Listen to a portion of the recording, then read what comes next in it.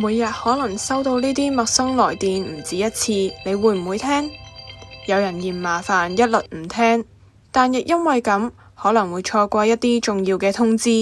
點解話佢可以好嚴重咧？因為佢好似話我個取咗唔係好成功啊，即係佢哋個結果唔清晰啊，要再做過啊，咁我咪擔唔咗咯，因為我 miss 咗嘛，明唔明啊？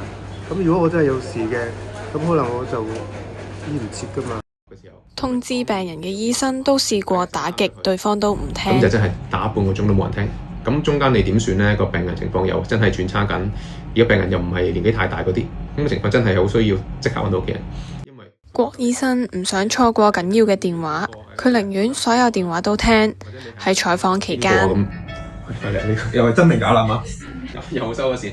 電話2次響起。咁你基本上大家見到我哋冇得控制呢啲發生，但係就呢樣嘢係影響嘅，影響到大家嘅。你都見到點樣影響我哋呢個過程，病人都係一樣。有公立醫院護士話，經常打唔到電話俾病人，情況令佢覺得好無奈。平均每3個電話先會打得通一個咯。我哋都好想幫佢，但係就好似玩緊真係好似原本遊戲咁，有緣先會聽到電話咁樣。